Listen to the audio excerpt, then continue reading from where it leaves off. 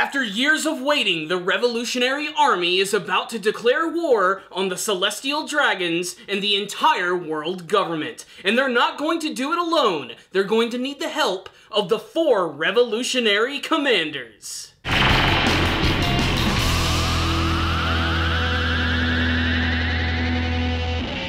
Can we talk about how awesome this chapter of One Piece was? I mean, seriously, the introduction of the 4 Revolutionary Commanders. Characters that I didn't even know existed in the series, and I'm already in love with every single one of them.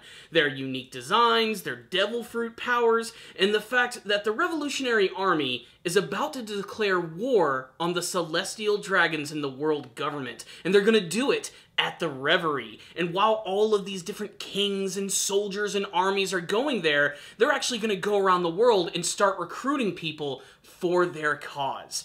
After the incredibly long-winded ending that was the Whole Cake Island arc, I have to say that this chapter was refreshing. Refreshing in a sense that they added a ton of new characters, but characters who actually are going to have an impact on the story. Not like all 1,000 of Big Mom's children who barely did anything unless they were in like the top 5 strongest characters. The introduction of the 4 Revolutionary Commanders is just epic, to say the least. So let's go ahead and break this chapter down and talk about each and every single member. So first things first, this chapter of One Piece, again, is another sort of transitional chapter as we move forward to the next arc of the series. And the implication was we were going to jump right into the Wano Kingdom arc, but that's not going to happen. We're actually going to go around and see what's going on with the Revolutionary Army, who are without a doubt the stars of this chapter. Not only do we get to see the likes of Dragon, Emporio, Ivankov, and Koala, but we also get to see the return of Sabo, who makes it clear that they are about to officially declare war at the Reverie, which is going to make one hell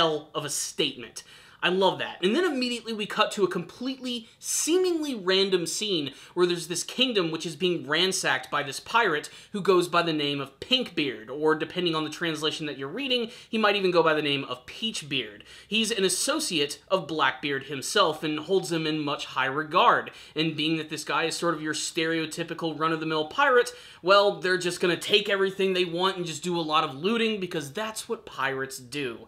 The thing is, though, these citizens are absolutely broken. They have no money, they're completely poor. What little money they do have, they actually have to give to the Celestial Dragons, but these pirates simply don't care. And at the last second, suddenly, they're all saved, thanks to the appearance of the Revolutionary Commanders. And each one of these commanders actually controls a very specific sector. They usually don't all hang out together, so this is a big deal to have all of these characters sort of together in one scene. Each of them actually rule the north, the south, the east, and the west. And the first one to make their appearance is this massive, gigantic man in a skirt who goes by the name of Morley. And Morley is sort of the giant of the group, but he's also sort of an Okama like some of the other characters that we've seen in the series, in that he's likes to cross-dress a little bit. He even wears a goofy little skirt, which is a great juxtaposition to his overall massive, giant baked potato shape.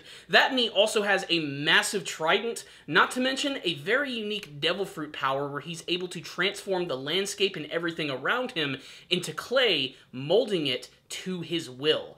That devil fruit power, combined with the fact that this dude is a giant, already makes him easily one of the most powerful, if not the most powerful giants that we've seen from the entire series. Not to be outdone, there is a female member of the group who goes by the name of Bello Betty, who has just got such a cool and sexy design. Also, it is worth mentioning that a lot of these members, very similar to Sabo and Koala, are wearing hats with the goggles on top. There's definitely a theme going here with the Revolutionary Army, but Bello Betty's design is great. She's wearing a vest which is completely open with a tie, and there's no shirt on. She's got long stockings and this amazing cape behind her. She also has this massive flag, which she kind of uses as a form of like a Japanese cheerleader, and this goes in line with her devil fruit power. She's able to influence people and make them stronger. She's basically able to bring out their inner potential, and when she sees all of these citizens being attacked by these pirates, she rallies them together, saying that they can fight against these people and they can fight against the Celestial Dragons as well. They don't have to take shit from the pirates,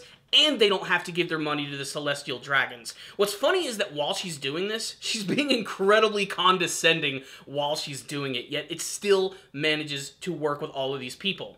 We also have a mink member of this group who goes by the name of Lindbergh, and he's another cat mink. I know we definitely needed another one, right? It is kind of funny, though, that after the mink tribe was introduced, suddenly we're just seeing these animal people all over the place.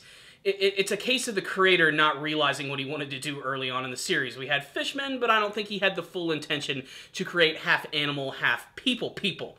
But here we have him, Lindbergh, and unlike the other members of the group, he doesn't seem to have any sort of devil fruit power, but he seems to be sort of like a scientist and weapons expert of the group, as he's very wild and crazy. He's even got this massive gun, which is very similar to what Mr. Freeze uses in the Batman comics. Essentially, it's a giant freeze ray, which allows him to freeze all of the weapons of all of these various pirates, but without a doubt, the coolest member of the group. Too cool for school, even, is Karis, otherwise known as Crow. And that name is definitely a huge pun, because his entire power is that he's able to create this cloak around his body, which is comprised entirely of a murder of crows.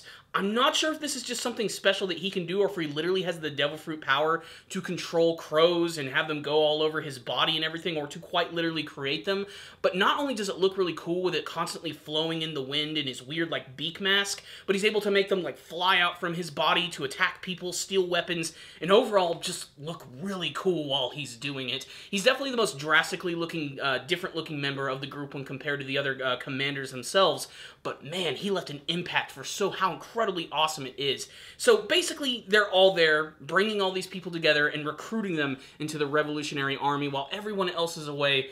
They're just getting ready to raise all sorts of hell. So, what's the rundown on this chapter of One Piece? It's been a long time since I've been this hyped after reading a One Piece manga chapter.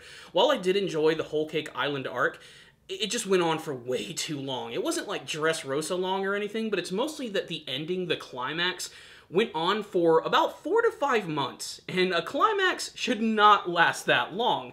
And with the introduction of just so many characters that I completely forgot about, it just felt kind of like a waste, honestly. It was entertaining, and I really loved a lot of things about it, and it was a great introduction to Big Mom and how powerful she is.